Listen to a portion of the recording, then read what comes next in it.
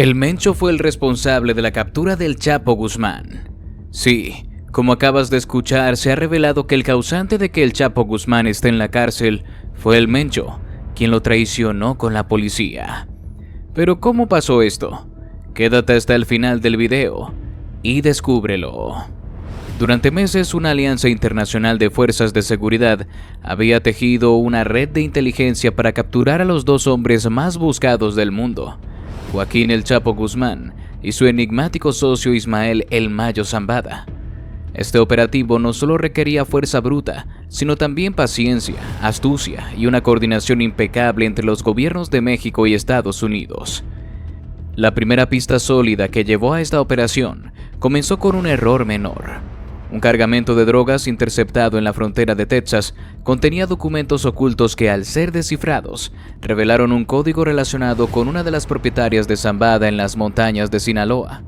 Los analistas del Departamento de Justicia de los Estados Unidos y la Secretaría de Marina, SEMAR, mexicana, trabajaron juntos para conectar los puntos, identificando una red de túneles y comunicaciones utilizadas por ambos capos. Sin embargo, lo que finalmente selló el destino de estos hombres fue la traición. Un lugarteniente de confianza del cártel de Sinaloa, presionado por el temor a ser extraditado a los Estados Unidos, aceptó cooperar con las autoridades. Su información resultó invaluable. Detalles sobre las rutas de escape, el esquema de seguridad en los escondites y, lo más importante, un próximo encuentro secreto entre Guzmán y Zambada.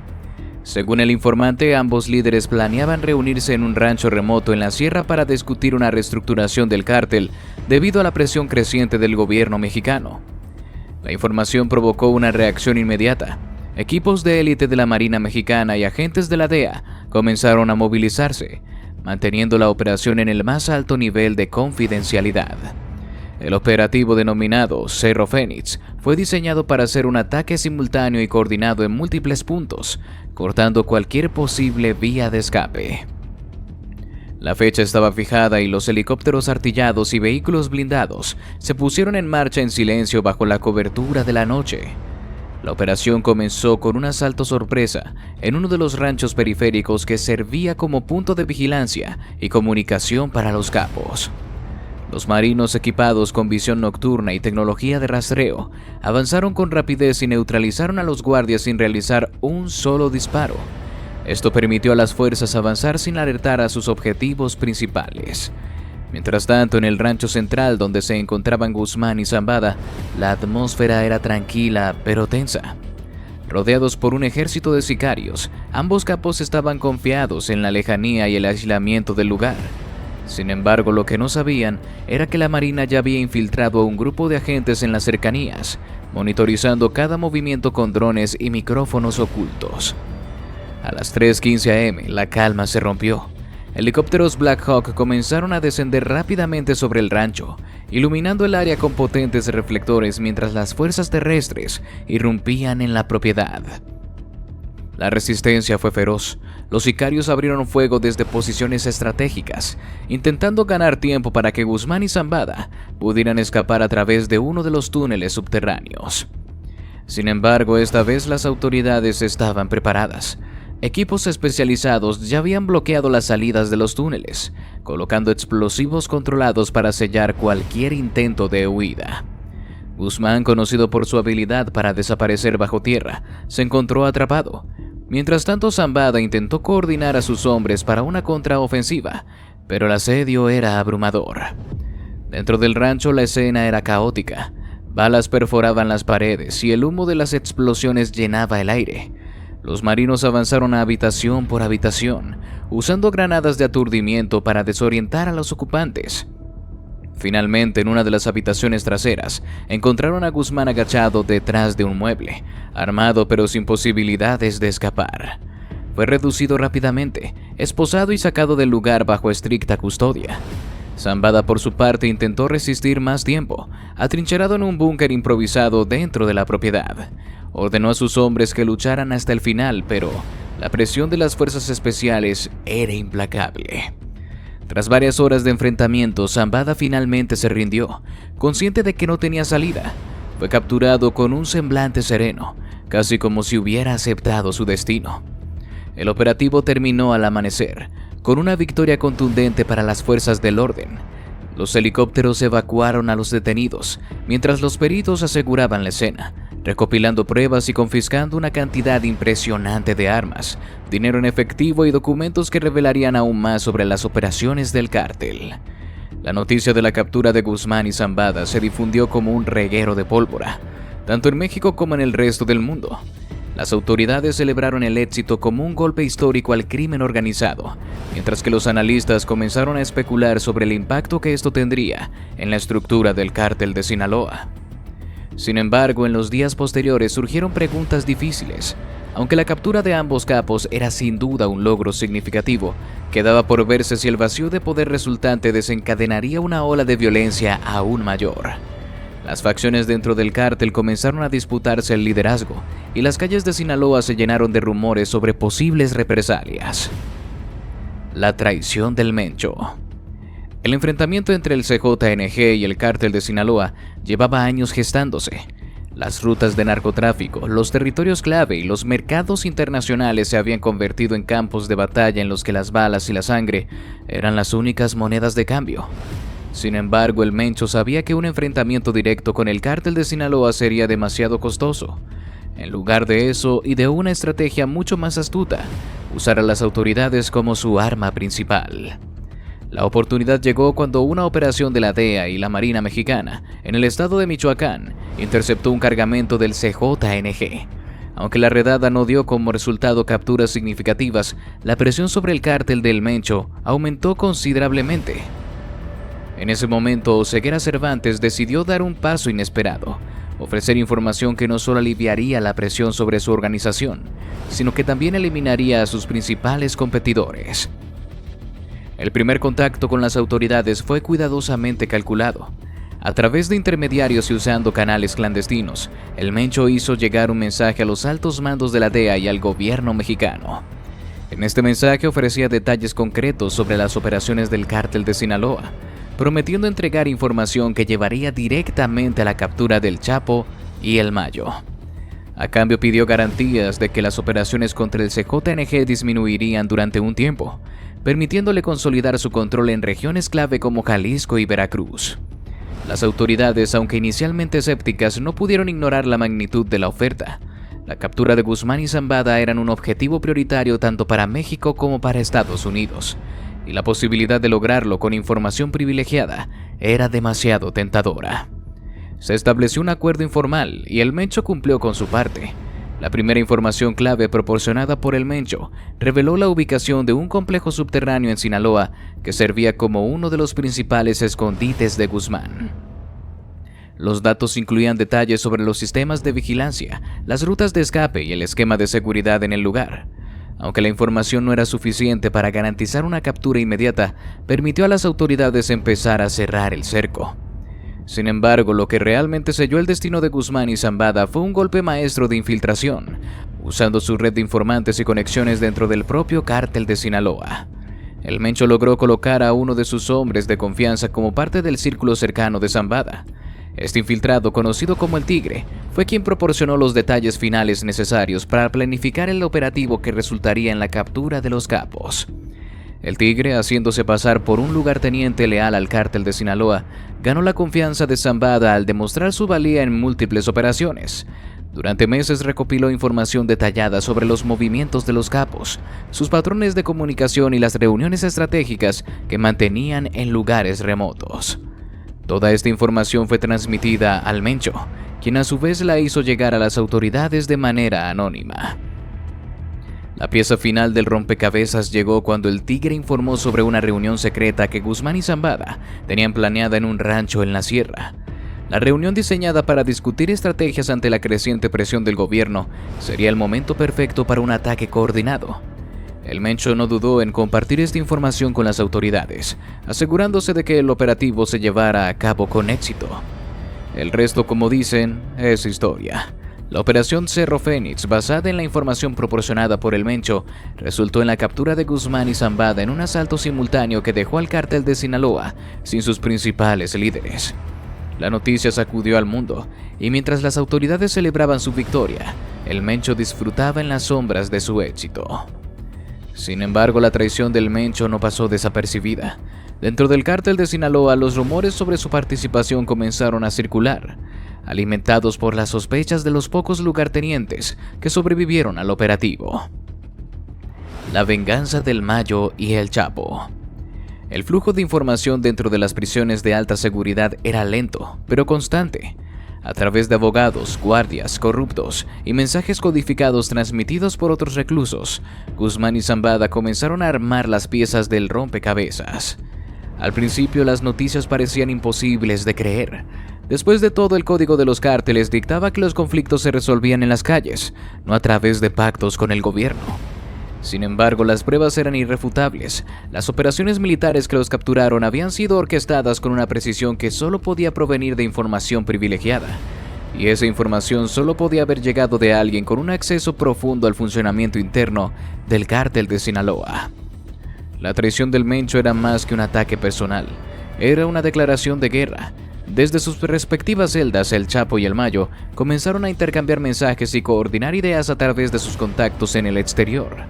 Aunque estaban separados físicamente, su experiencia y habilidad para manejar operaciones a gran escala les permitió trabajar como si aún estuvieran en libertad. Sabían que no podían enfrentarse al CJNG directamente desde la prisión, pero también entenderían que su influencia seguía siendo lo suficientemente poderosa como para desatar una tormenta contra su enemigo. El primer paso en su plan fue asegurar la lealtad de los remanentes del cártel de Sinaloa.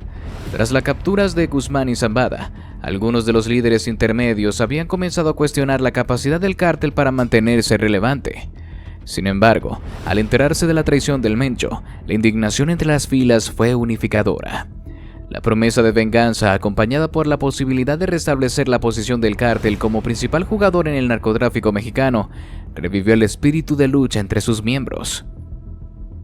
Desde la prisión, el Chapo y el Mayo dieron instrucciones específicas para identificar los puntos débiles del CJNG. Sabían que el imperio del Mencho, aunque poderoso, tenía vulnerabilidades. Las operaciones del CJNG dependían en gran medida de su red de distribución en Estados Unidos, y las alianzas que mantenía con cárteles más pequeños en México eran notoriamente frágiles. Aprovechar estas grietas requeriría de tiempo y una ejecución cuidadosa, pero los líderes del cártel de Sinaloa estaban dispuestos a esperar. Uno de los movimientos más ingeniosos del plan fue infiltrar a personas leales al cártel de Sinaloa en las filas del CJNG. Usando identidades falsas y antecedentes fabricados, estos infiltrados comenzaron a trabajar como operadores en la organización del Mencho. Su misión era doble: recopilar información crítica sobre las operaciones del CJNG y sembrar desconfianza dentro de sus filas. En cuestión de meses, los infiltrados lograron identificar rutas claves de transporte, almacenes de drogas y puntos de distribución en Estados Unidos, información que sería esencial para el siguiente paso en la ofensiva. Al mismo tiempo, Guzmán y Zambada utilizaron sus contactos internacionales para debilitar las relaciones del CJNG con los cárteles de Colombia, quienes eran los principales proveedores de cocaína para México. A través de una combinación de promesas de mayores beneficios y amenazas veladas, el cártel de Sinaloa logró convencer a varios de estos proveedores de redirigir sus envíos lejos del CJNG. Este movimiento no solo golpeó las finanzas del Mencho, sino que también creó tensiones internas en su organización, ya que varios de sus lugartenientes comenzaron a cuestionar su liderazgo. Mientras tanto, en México, los ataques contra el CJNG se intensificaron. Células leales al cártel de Sinaloa llevaron a cabo emboscadas y atentados cuidadosamente planificados contra los operativos del Mencho, centrados en los estados de Jalisco, Michoacán y Veracruz. Estos ataques no solo eliminaron a docenas de operadores clave del CJNG, sino que también enviaron un mensaje claro: el cártel de Sinaloa no estaba derrotado. El golpe de gracia. La planificación comenzó en las entrañas de las celdas de máxima seguridad donde el Chapo y el Mayo permanecían detenidos. A través de una red cuidadosamente tejida de abogados, guardias corruptos y mensajes codificados, lograron coordinar a los líderes operativos del cártel de Sinaloa. Los infiltrados dentro del CJNG habían recopilado información crítica, ubicaciones de campamentos, horarios de traslado de cargamentos y nombres de los lugartenientes más leales al Mencho. Esta información era el pilar del plan maestro. El primer paso fue asegurar un ejército de soldados bien armados y leales. Los remanentes del cártel de Sinaloa comenzaron a reclutar antiguos aliados y sicarios retirados, ofreciendo sumas exorbitantes de dinero y por la promesa de venganza. Con armas obtenidas del mercado negro, contactos en Estados Unidos, construyeron un arsenal impresionante. Rifles de asalto, lanzacohetes, vehículos blindados listos para el combate. Mientras tanto, los infiltrados en el CJNG continuaban desestabilizando a la organización desde dentro, sembrando desconfianza y dividiendo a los líderes secundarios. La operación comenzó con un ataque simultáneo en 3 estados clave: Jalisco, Michoacán y Colima, donde el CJNG tenía su mayor presencia. Los hombres del cártel de Sinaloa emplearon una estrategia militar precisa, atacando por sorpresa a la madrugada. En Michoacán, un convoy de 20 vehículos blindados irrumpió en un campamento del CJNG, donde se encontraban alrededor de 50 hombres. Las explosiones iniciales fueron devastadoras, destruyendo los vehículos y las defensas del lugar antes de que los hombres del Mencho pudieran reaccionar. Quienes intentaron huir fueron interceptados y capturados. Simultáneamente, en Jalisco, un grupo comando del cártel de Sinaloa lanzó un ataque contra un almacén de drogas. Este lugar no solo almacenaba cocaína y metanfetaminas, sino que también servía como base operativa para uno de los lugartenientes más odiados al Mencho. Los sobrevivientes del CJNG fueron llevados a un lugar desconocido, donde el cártel de Sinaloa comenzó a interrogarlos bajo métodos brutales. La información extraída de estos prisioneros resultó ser el siguiente paso en la ofensiva. Con cada golpe, el CJNG perdía hombres, recursos y moral. Sin embargo, el ataque más devastador llegó días después, cuando el cártel de Sinaloa utilizó la información obtenida para localizar una reunión secreta de altos mandos del CJNG en las montañas de Jalisco. La reunión había sido convocada por el Mencho en un intento desesperado por reorganizar sus fuerzas y contrarrestar los ataques. Lo que el líder del CJNG no sabía era que sus movimientos estaban siendo monitoreados. En la madrugada, helicópteros no identificados comenzaron a sobrevolar la zona. Los hombres del cártel de Sinaloa, equipados con drones y visión nocturna, rodearon el campamento. Sin previo aviso, lanzaron una lluvia de explosivos y disparos, eliminando a la mayoría de los guardias antes de que pudieran reaccionar. Los pocos sobrevivientes fueron rodeados y capturados. Entre ellos estaban varios de los lugartenientes más cercanos al Mencho. Estos hombres fueron trasladados a escondites del cártel de Sinaloa, donde enfrentaron un destino peor que la muerte. El cártel de Sinaloa no solo buscaba eliminar a sus enemigos, quería enviar un mensaje. Los videos de las ejecuciones comenzaron a circular en las redes sociales y los foros clandestinos, mostrando a los hombres del CJNG siendo interrogados, torturados y finalmente ejecutados. En uno de los videos más impactantes, un lugarteniente confiesa entre lágrimas cómo el Mencho los había traicionado al dejarlos desprotegidos. Estas imágenes no solo atemorizan a los sobrevivientes del CJNG, sino que también sembraron dudas entre sus filas, debilitando aún más a su estructura. La estrategia del cártel de Sinaloa no se limitó a la violencia directa. También utilizaron el poder del dinero y la influencia para corromper a las fuerzas de seguridad locales y federales, asegurándose de que las autoridades miran hacia otro lado durante los ataques. En algunos casos incluso lograron que las fuerzas policiales intervinieran en nombre del cártel de Sinaloa, arrastrando a miembros de clave del CJNG peruano. En cuestión de semanas, el CJNG estaba al borde del colapso. Más del 80% de sus hombres habían sido eliminados o capturados, y sus operaciones en México y Estados Unidos se habían detenido por casi completo. Las rutas de tráfico de drogas que una vez controlaban estaban ahora bajo el dominio del cártel de Sinaloa. El Mencho, quien había logrado escapar de los ataques iniciales, se encontraba huyendo, rodeado solo por un pequeño grupo de leales. Y así llegamos al final de este video. Si te gustó, te invito a que nos des tu me gusta para seguir haciendo más videos como este. Además de que no olvides suscribirte y activar la campanita para que no te pierdas ninguno de nuestros nuevos videos. Te deseo un gran día. Hasta la próxima.